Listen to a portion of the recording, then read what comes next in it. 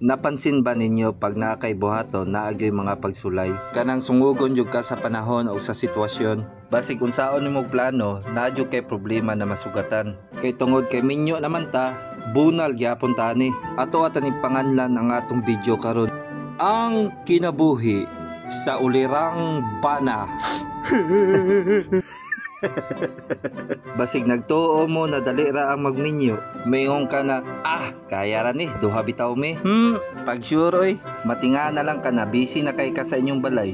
Kunya imo asawa sige balik-balik na sakit man ako lawas. Butang Kunya mag-multitasking payug ka na. Samtang gahulat ani akong giwashing. Naginahinay na lang pug kog prepare sa mong pagkaon para pag mata nila nana sila makaon. Naunsa man pugod ning pagkaminyo ani?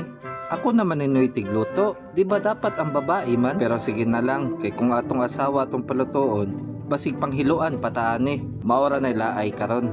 Pero sa tinuod lang, ang pagserbisyo sa asawa, walay mawala sa pagkalalaki nato ana. In fact tayo na sila.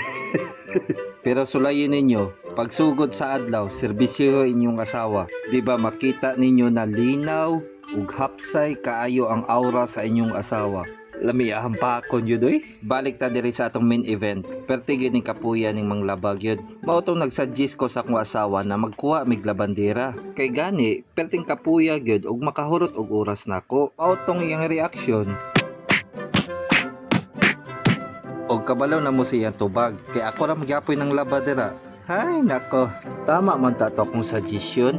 Para dagang kung time niya ba, dili gini masabtan ning una-una sa babae. Mao nang gina-encourage na lang nako akong kaugalingon na duty nako ugma makapahulay na jud ko. Wa na gyud ni mamao, sa trabaho na jud ka makapahulay ani, sa balay mo'y hago kaayo. Pero matik yapon na, basta magminyo gani ka, i-embrace gyud ang kamatuoran na wala na tay laing choice kundi mahimong strong today, tomorrow and every day.